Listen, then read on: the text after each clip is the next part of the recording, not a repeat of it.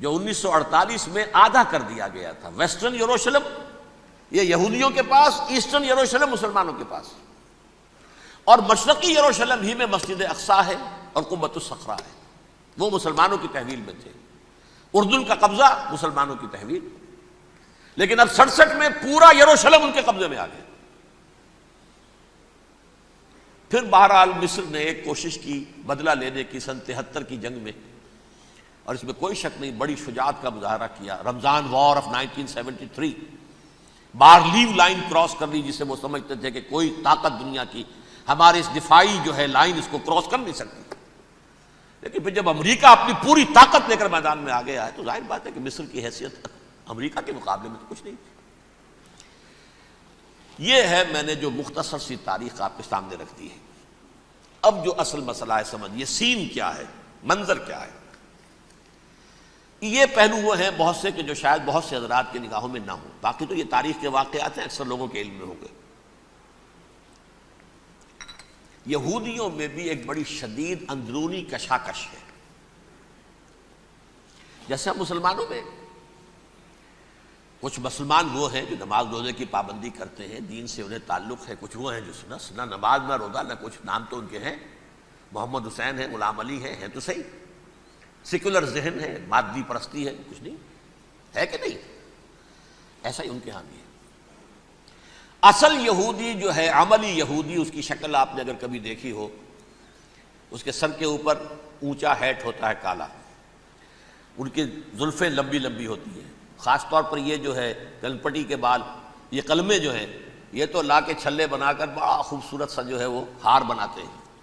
لمبا کالا کوٹ پہنا ہوتا ہے، لمبی داڑھی ہوتی ہے. یہی وجہ ہے کہ مسلمانوں میں بھی مصر میں جس کی لمبی داڑھی ہوتی تھی، اب کچھ حالات شاید بدل گئے، وہ سمجھتے تھے یہ یہودی ہے. یعنی لمبی داڑھی یہودی رکھتا تھا، مسلمان نہیں. مسلمان تو عرب صرف ٹوکن داڑھی رکھتے ہیں یا شیو کرتے ہیں، یا سعودیوں کی طرح صرف کوئی نشان چھوڑتے ہیں. اللہ اللہ خیر صلی اللہ. لمبی داڑھی شعار جو ہے یہودیوں کا ہے. ایک انتہا پر تو یہ ہے. دوسری انتہا پر وہ جنہیں کسی شے سے غرض نہیں، شراب بھی پیتے ہیں، سب کچھ ہے، سور بھی کھاتے ہیں یہودی. بینکرز ہیں، بڑے بڑے سائنسدان ہیں، سب کچھ ہیں. وہ زیادہ تر جو ہیں سیکولر ذہن کے. کچھ بیچ بیچ میں بھی ہیں، جیسے یہ ایریل شیرون ہے، ویسے شیوڈ ہے، داڑھی تو نہیں ہے اس کے، لیکن سر پہ وہ ضرور وہ جو ہے اس کی ٹوپی سی آپ کو رکھی نظر آ جائے گی. یہ ہے درمیانی یہودی ہونے کا نشان کہ ایک شعار انہوں نے اپنا جو ہے برقرار رکھا ہوا. وہ ایک ٹوپی چپکی ہوئی سی ہوتی ہے، وہ ٹوپی کیا ہوتی ہے پتہ نہیں، کیسے چکی رہتی ہے مجھے نہیں معلوم. یہ جو کشمکش ہے اس میں، جو زیادہ رائٹسٹ اور لیفٹسٹ کی کہہ لیجیے، سیکولر اور مذہبی لوگوں کی کشمکش ہے، ان کے درمیان ایک کشاکش جو ہے اس کو سمجھ لیجیے کہ وہ کیا ہے. ایک چیز تو ان دونوں کے درمیان قدر مشترک ہے. پوری دنیا کی مالیات پر ہم تسلط کریں گے، قبضہ کریں گے، ڈومینیٹ کریں گے. لوگوں کو ہم بنا کر رکھ دیں گے حیوان. ملٹی نیشنل کمپنیاں ہوں گی، انہی کا راج ہوگا، انہی کی حکومتیں ہوں گی، انڈسٹری انہی کے ہاتھ میں ہوگی. لوگ یا مزدوروں کی حیثیت سے کام کریں گے، یا تھوڑے سے مینیجرز ان میں سے بھی ہم لے کر کچھ تنخواہیں ان کو بھی دے دیں گے. باقی سود کے ذریعے سے ملائی ہم کھینچتے رہیں گے، مکھن ہمارے پاس آتا رہے گا. ورلڈ ڈومینیشن، اکنامک ڈومینیشن، یہ تو دونوں کے نزدیک متفق ہے. سیکولر بھی چاہتے ہیں اور جو مذہبی یہودی وہ بھی چاہتے ہیں. اس کے بعد ایک اختلاف ہے. مذہبی یہودی یہ کہتا ہے ہمیں گریٹر اسرائیل بنانا ہے، اور گریٹر اسرائیل وہ سارے علاقے ہیں جو ان کی تاریخ میں اسرائیل سلطنت کا حصہ رہے. حضرت یوسف کے زمانے میں یہودی جا کر آباد ہوئے مصر میں. جو ڈیلٹا کا علاقہ ہے، زرخیز ترین علاقہ جو ہے، جوشن کا علاقہ، وہ کہتے ہیں وہ ہمارا ہے، کئی سو برس ہمارے ہیں. سرائے سینا ہمارا ہے، اس میں کوہ طور ہے جس پہ حضرت موسیٰ کا ہم کلام ہوئے اللہ سے، تورات ملی. اس میں 40 برس تک ہم بھٹکتے پھرے ہیں. صحرائے تی ہے یہ، یتیہون فی الارض 40 سنہ. پھر فلسطین تو خیر ہماری جدی پشتی جائیداد ہے، جاگیر ہے.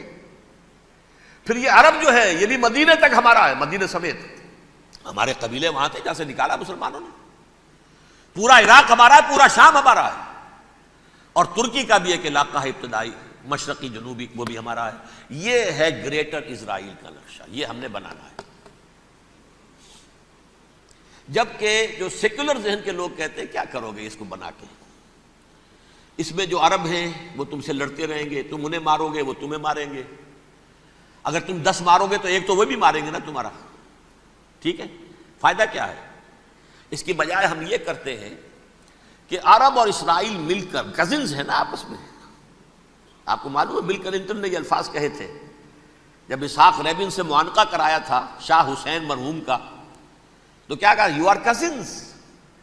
حضرت ابراہیم کے 2 بیٹوں سے نسل ہے نا, حضرت اسماعیل سے عرب ہے وہ دور ہے, اور حضرت اسحاق سے یہ بنی اسرائیل ہے, کزنز ہے, یو آر کزنز. تو ہم کزنز مل کر ایک اکنامک یونٹ بناتے ہیں, جیسے ایشیا پیسیفک ایک یونٹ بن گیا ہے, آسیان ایک یونٹ بن گیا ہے, وغیرہ وغیرہ. پورا یورپ ایک یونٹ بن گیا ہے, ایک کرنسی بن گئی ہے. ہم اس پورے علاقے کو ایک اکنامک یونٹ بناتے ہیں. پیسہ اربوں کا ہوگا, ان کے پاس بہت دولت ہے. تیل ان کا ہوگا, بہت تیل ہے ان کے پاس. مزدور ان کے ہوں گے, بڑی تعداد ہے ان کی. مینجمنٹ ہماری ہوگی, ٹیکنیکل نو ہاؤ ہمارا ہوگا, سائنسدان ہم ہوں گے. ملائی ہم کھاتے رہیں گے, چھاچھ ان کو دیتے رہیں گے. تو ہمیں آم کھانے ہیں, پیڑ گننے کی کیا ضرورت ہے؟ خام خواہ ان کی دشمنی بول لیں, زیادہ دشمنی بڑھائیں. یہ اس چھوٹے سے اسرائیل کو تسلیم نہیں کرتے, ہم گریٹر اسرائیل کو کیسے تسلیم کر لیں گے یہ؟ لہذا اس خیال کو دل سے نکال دو. یہ اختلاف ہو گیا نمبر 1, بہت بڑا اختلاف. لیکن نمبر 2, اس اختلاف میں اتفاق یہ پیدا کیا گیا, یہاں ایک بات ہم آپ کی مانتے ہیں, ہم کسی بھی پیس پروسیس میں یروشلم نہیں دیں گے ان کو, عربوں کو. یہ انڈیوائیڈڈ دارالخلافہ رہے گا اسرائیل کا. اور نمبر 2, مسجد اقصی اور قبۃ الصخرہ کو گرا کر 3rd ٹیمپل بنائیں گے. یہ مذہبی یہودیوں کو اتنی رشوت اگر وہ نہ دیں تو وہ ان کے ساتھ کام کرنے کو تیار ہی نہیں ہے.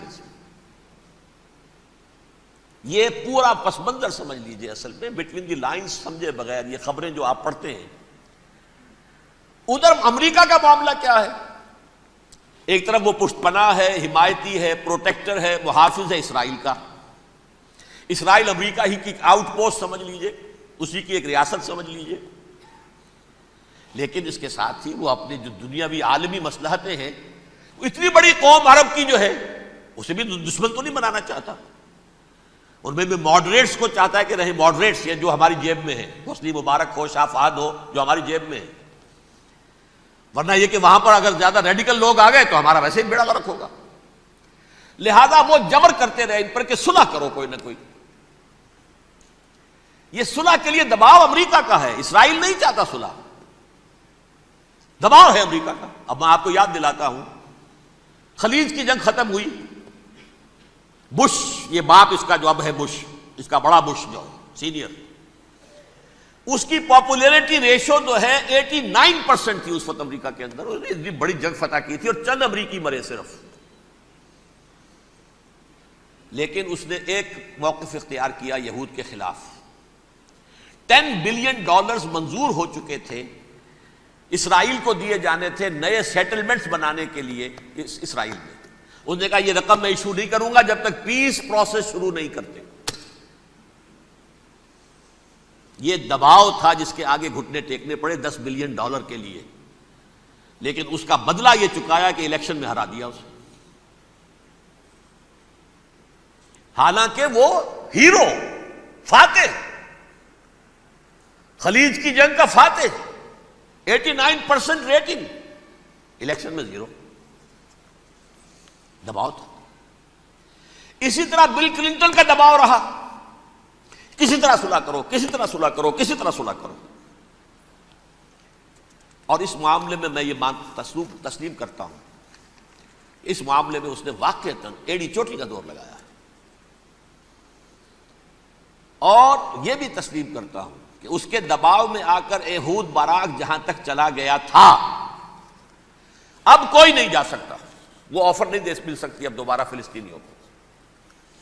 یہ بھی میں بھول گیا آپ کو بتانا, یہ جب پروسیس شروع ہوا ہے جس کا نام تھا لینڈ فار پیس, اصول کیا دیا تھا امریکہ نے کہ دیکھو اسرائیلیوں, یہودیوں, تم نے سن 67 میں جو زمینیں ان سے چھینی تھی، جو علاقے، یہ ان کو واپس کر دو اور ان سے صلح کر لو، یہ سب تمہیں ریکگنائز کر لیں گے، جنگ ختم ہو جائے گی۔ صحرائے سینا دے دو، مصر تم سے صلح کر لے گا، وہ ہو گیا۔ انور سادات نے صلح کر لی، ریکگنائز کر لیا، صحرائے سینا واپس آ گیا۔ عربوں نے اسے اپنی فولڈ سے نکال دیا، عرب لیگ سے نکال دیا۔ شام بھی تیار رہا ہے لیکن پورا گولان ہائٹ مانگتا ہے وہ۔ ابھی جو پچھلے دنوں کلنٹن کے آخری دور میں گفتگو ہوئی تھی، اس نے کہا جتنا تم نے ہم سے علاقہ چھینا تھا سارا واپس کرو تو ہم کر لیں گے ریکگنائز۔ اس میں سے کچھ ایسا اسٹریٹجک امپورٹنس کا علاقہ ہے وہ یہودی کسی طور پر دینے کو تیار نہیں، لہذا صلح نہیں ہو سکی۔ شرق اردن سے جو علاقہ لیا تھا وہ ٹھیک ہے، وہ رکھو، اس کے اندر فلسطینی ریاست بنا دو۔ یہ علاقہ جو ہے فلسطینیوں کی میجورٹی ہے اس میں، تو اس کو فلسطینی ریاست بنا لو، ایک ریاست ودن ریاست ہو جائے گی، اسرائیل ریاست، فلسطینی ریاست۔ یہ ہیں 3 مین پوائنٹس۔ چوتھی بات پہ آ کر روک دیتے تھے کہ یہ پھر بعد میں سوچیں گے یروشلم کا مستقبل کیا ہوگا، یہ موسٹ سینسٹیو ایشو جو ہے یہ بعد میں سوچیں گے۔ اب جب یہ پیس ٹاک شروع ہوئے تو یاد ہے اسحاق ریبین تھا، اسے کس نے قتل کیا؟ یہودی نوجوان نے۔ یہ تم کیسے دے رہے ہو زمینیں؟ ہمیں تو اور لینی ہے، تم نے صحرائے سینا واپس کر دیا، ہمیں تو جشن کا پورا علاقہ لینا ہے، مصر کا سارا فرٹائل ایریا جو ہے وہ لینا ہے اس سے، تم گولان ہائٹس دے رہے ہو، ہمیں پورا شام لینا ہے، لہذا تم کیسے کر رہے ہو؟ لینڈ فار پیس، پیس اور نو پیس، نو لینڈ، زمین ہم واپس نہیں کریں گے، ہمیں تو اور لینی ہے۔ کس نے قتل کیا؟ یہودی نے، فلسطینی نے تو قتل نہیں کیا۔ احود باراک کی بات میں آپ کو بتا رہا ہوں، یہ یہاں تک چلا گیا تھا کہ اسرائیلی ریاست بھی ہم فلسطینی ریاست بھی مان لیں گے، یروشلم بھی، مشرقی یروشلم دے دیں گے، تمہارا اقتدار ہوگا اس پر۔ البتہ یہ جو احاطہ ہے جس میں جنوب میں مسجد اقصیٰ ہے اور ذرا شمال کی طرف ہے قبۃ الصخرہ۔ قبۃ الصخرہ آپ جانتے ہیں، جب بھی ٹیلی ویژن پر یروشلم سے کوئی خبر آ رہی ہوتی ہے تو پیچھے وہ بڑا سا مینار، وہ گنبد نظر آتا ہے سنہرا۔ یہ وہ جگہ ہے چٹان، ٹیمپل ماؤنٹ۔ یہ پہاڑی تھی پہلے، جیسے کوہ صفا، کوہ مروہ اب کیا رہ گئی ہیں، کبھی پہاڑیاں تھی یہ۔ کوہ صفا کے اوپر چڑھ کر حضور نے نعرہ لگایا تھا ما صباحا، اب کیا ہے وہ کوہ صفا بیچارہ، وہ تو ایک چھوٹی سی علامت ہے، کوئی پہاڑیاں سے دکھائی دیتی ہے، اس کے اوپر بھی گنبد ہے۔ اسی طرح ٹیمپل ماؤنٹ ہے وہ جہاں پر کہ ہیکل سلیمانی تھا، اور وہ گرا دیا تھا رومیوں نے، مسلمانوں نے تو نہیں گرایا۔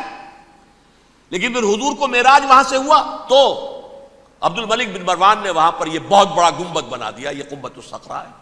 وہ مسجد اقصیٰ نہیں ہے، مسجد اقصیٰ اس کے علاوہ ہے، وہ جنوبی علاقے میں ایک ریکٹینگولر احاطہ ہے بہت بڑا، جس کے جنوبی علاقے کے اندر مسجد اقصیٰ ہے، اور یہ اس کے شمالی حصے۔ احود باراک نے یہاں تک آفر کر دی تھی کہ مسجد اقصیٰ کو اپنے پاس رکھ لو، لیکن یہ ٹیمپل جو ہے، یہ ٹیمپل ماؤنٹ، یہ قبۃ الصخرہ نہیں۔ اس لیے کہ یہ ہماری کمٹمنٹ ہے مذہبی یہودیوں کے ساتھ کہ ہم یہاں پر جو ہے ٹیمپل بنائیں گے، تھرڈ ٹیمپل، ہیکل سلیمانی کی تیسری مرتبہ تعمیر یہاں ہوگی۔ لیکن ظاہر بات ہے فلسطینی کیسے مان لیں، مسلمان کیسے مان لیں؟ یہ ہے وہ چیز کہ جس کی وجہ سے وہ سارا معاملہ ناکام ہوا۔ ویسے مجھے یقین ہے کہ اگر فلسطینی مان بھی لیتے تب بھی یہودی جو ہیں جس طریقے سے اسحاق ریبین کو اس نے قتل کر دیا تھا، تو یہ اس کو بھی، احود باراک کو بھی قتل کر دیتے، اور وہ کسی صورت تسلیم نہ کرتے کہ یہ یروشلم جو ہے یہ انڈیوائیڈڈ سٹی نہ رہے، بلکہ ڈویژن ہو جائے اس کی، اور صرف مغربی حصہ ہمارے پاس رہ جائے اور مشرقی جو ہے عربوں کے پاس، کبھی تسلیم نہیں کرتے، مر جائیں گے۔ اب دیکھیے اس وقت شکل کیا ہے۔ میرا اندازہ یہ ہے کہ اب جو مذہبی یہودی ہیں ان کے صبر کا پیمانہ لبریز ہو گیا ہے، اور اب ایک مڈ وے آدمی اس وقت وہاں پر آ گیا ہے، ٹوپی والا۔ اگرچہ وہ پریکٹسنگ یہودی اس طرح کا نہیں ہے، داڑھی والا نہیں ہے، زلفوں والا نہیں ہے وہی کوٹ پینٹ والا، لیکن یہ کہ اوپر رکھتا ہے وہ ٹوپی۔ ایریل شرون اور انتہائی سفاک، جس نے کہ فلسطینیوں کے 2 کیمپ ایسے اڑائے تھے جیسے کہ چیونٹیوں کا ہو لشکر اور ان کو پاؤں تلے رون دیا جائے، اس طریقے سے ختم کیا تھا۔ بہت بڑا قاتل، مرڈرر، وہ وزیر اعظم ہے۔ اور اب جو ہے ان کے صبر کا پیمانہ لبریز ہو گیا ہے۔ اب ان کا فیصلہ یہ ہے کہ انہیں 3 بڑے بڑے قدم اٹھانے ہیں۔ نمبر 1، فلسطینیوں کا خاتمہ، ایتھنک کلینزنگ۔ اگر یہ فلسطینی رہتے ہیں یہاں پر تو اگر 10 ہم ان کے ماریں گے تو 2-3 یہ ہمارے مار دیں گے۔ تو اسرائیلی کی جان تو بہت قیمتی ہے، یہ تو خیر 1000 بھی مر جائیں تو کوئی بات نہیں، یہ تو کیڑے مکوڑے ہیں، جینٹائلز ہیں، گوئمز ہیں، یہودی، وہ مر جائیں، لہذا ان کا ٹنٹا مکاؤ، اب ان کو ختم کرو۔ وہ اشتہار شاید آپ کے دنوں سے گزرا ہوگا جس میں نے یہ الفاظ لکھے ہیں کہ بوسنیا کی ایتھنک کلینزنگ جو ہے ماند پڑ جائے گی، اور جو کچھ ایتھنک کلینزنگ ہوئی تھی 500 برس قبل ہسپانیہ میں، اس کا نقشہ آپ دیکھیں گے دنیا میں۔ اس وقت کیا ہوا تھا؟ عربوں کو، مسلمانوں کو یا جلا دو، قتل کر دو، یا جہازوں میں ان کو ڈمپ کر ہوئے اور لے جا کر شمالی افریقہ کے ساحل کے اوپر اتار دو اور ڈمپ کر دو۔ ایک بچہ بھی نہیں رہنے دیا تھا ہسپانیہ میں۔ 1492 میں سقوط غرناطہ ہوا ہے، اور اس کے بعد 10 سال کے اندر اندر ایک ایک بچہ مسلمانوں کا ختم کر دیا۔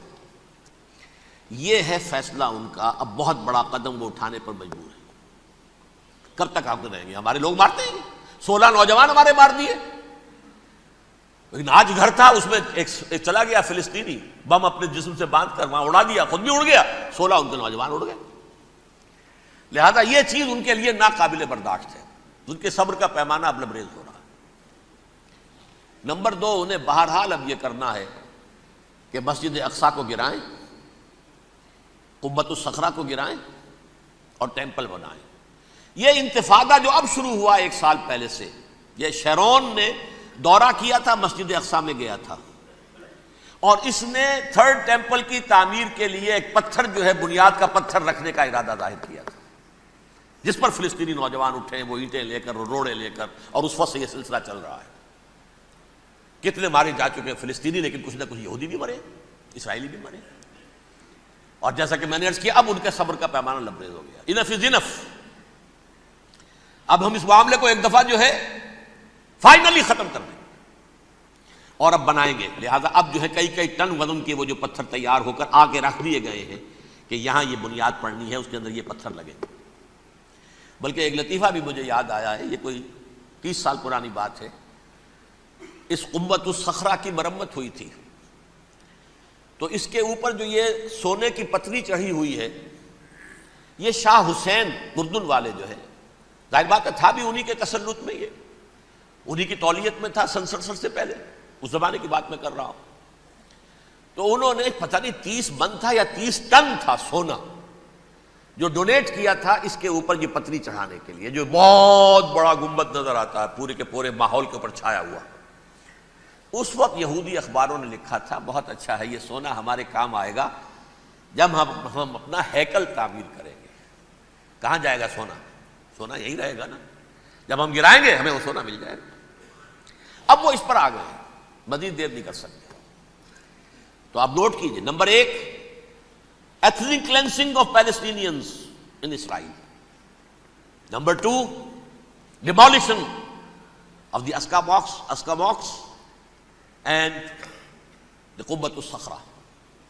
Number 3, امریکہ کو الٹیمیٹم، تم اب اپنے ٹانگ درمیان میں مت اڑاؤ،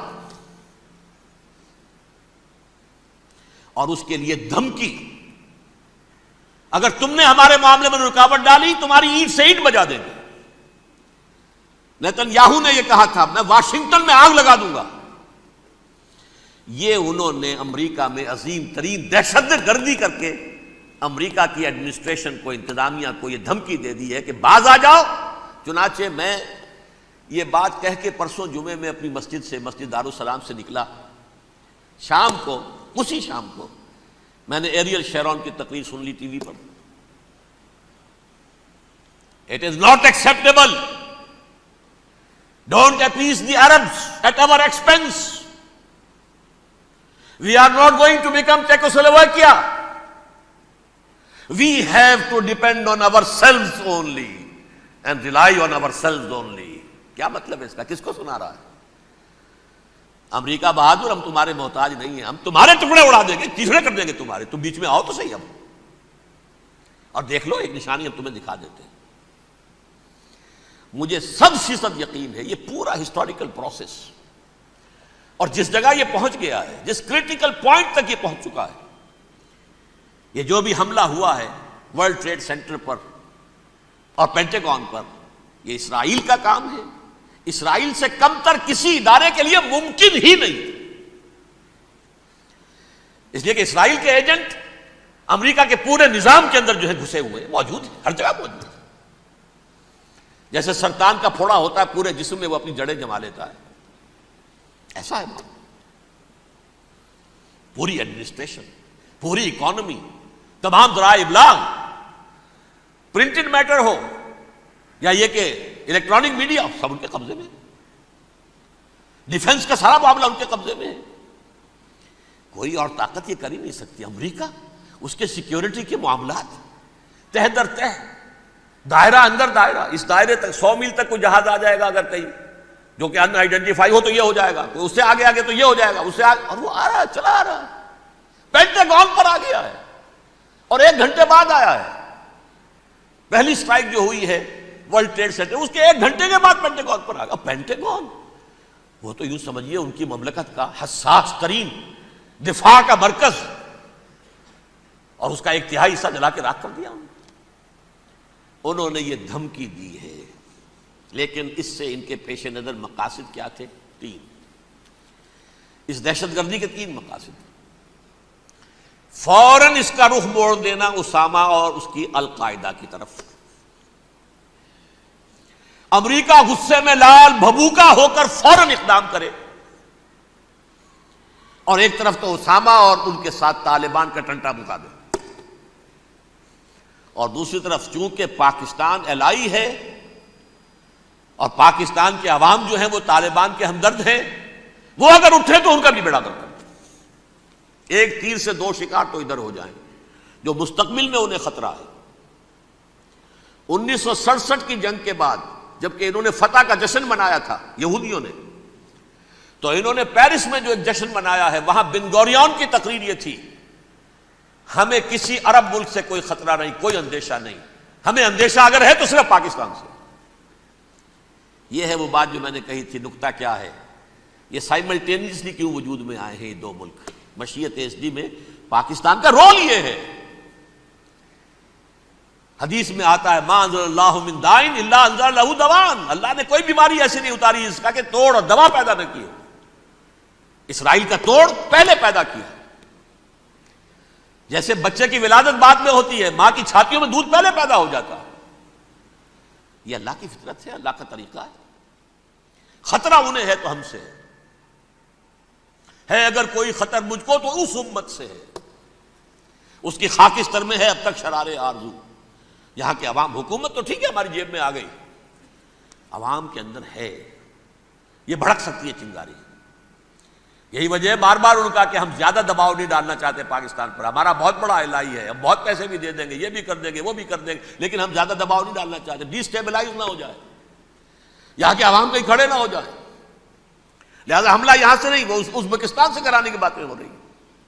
اندر خانے پوری سپورٹ ہے، لیکن یہ کم سے کم ظاہر نہیں ہونے دیں گے کہ کیا کچھ ہو رہا ہے، تاکہ یہاں کے عوام کے اندر وہ چنگاری جو ہے اس بارود کے اندر پڑ گئی تو یہ شاید ڈی اسٹیبلائز ہو جائے۔ لیکن ڈی اسٹیبلائز ہونے میں جہاں اس کا خطرہ ہے کہ پرویز مشرف کی حکومت ختم ہو جائے، وہاں اس کا بھی خطرہ ہے کہ پاکستان ختم ہو جائے۔ ڈی اسٹیبلائز ہونے کا مطلب کیا ہے؟ بھارت کو واک اوور دے سکتے، جاؤ اب گھس جاؤ، تم پولیس ایکشن کرو، جہاں اب امن نہیں رہا ہے ہم امن قائم کرنے آ جائیں، یا یونائٹڈ نیشنز کی فوجیں KFOR آ جائے یہاں پر امن قائم کرنے کے لیے، اور ہماری جو ایٹمی صلاحیت ہے وہ تو ویسے ہی برباد ہو جائے۔ ایک چیز تو ان کے پیش نظر یہ تھی، اس میں تو اللہ تعالیٰ نے کچھ تھوڑی سی عافیت پیدا کر دی ہے۔ ان کا خیال تھا کہ غصے میں آگ ببوکا ہو کر امریکہ جو ہے بھوکے شیر کی طرح ٹوٹ پڑے گا بس، لیکن وہاں وہ اپنے باپ کی طرح کولیشن بنانے کی فکر ہو گئی اسے۔ کولیشن بنتے بنتے تو وقت لگتا ہے، بستی بسنا کھیل نہیں، بستے بستے بستی ہے۔ دل کا اجڑنا سہل صحیح، بسنا سہل نہیں ظالم، بستی بسنا کھیل نہیں، بستے بستے بستی۔ کولیشن بناتے بناتے نیٹو بھی پھدکنے لگا تھا کہ ہمارے پاس انہوں نے کچھ ثبوت دیے ہی نہیں ابھی تک، کوئی کسی نے کچھ اور کہا، سعودی عرب نے بھی کہہ دیا ہمارے اڈوں سے آپ جہاز اڑا کر حملہ نہیں کریں گے وغیرہ وغیرہ۔ اس چکر میں ایک تو وقت نکل گیا، اور دوسرے فوراً ہی ان پر آیا ہو گیا یہ تو ہمارے ساتھ کیا ہی اسرائیل نے ہے۔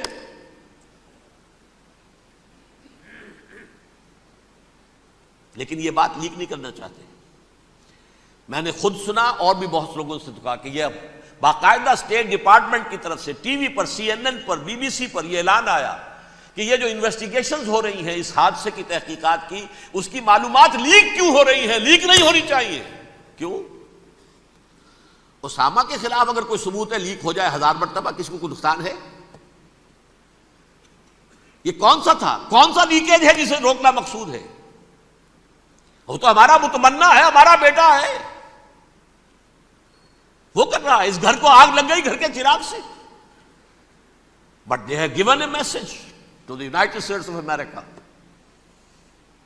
ہمارے راستے میں اب مت آنا، ہم پر دباؤ نہ ڈالنا، don't appease the Arabs at our expense. یہ الفاظ ہیں شیرون کے، ان کی خوشامد، ان کو خوش کرنا، ان کو پسند کرنا، ان کو راضی کرنا ہماری کوشش پر۔ جیسے سلوواکیہ کے اوپر قبضہ جو ہے جرمنی کا ہٹلر کا تسلیم کر کے تم نے اس کو بڑھاوا دے دیا تھا اس وقت، ایسے ہی تم چاہتے ہو ہمیں بھی سلوواکیہ بنا دینا، ہم نہیں بنے گے۔ یہ ہے اصل میں صورتحال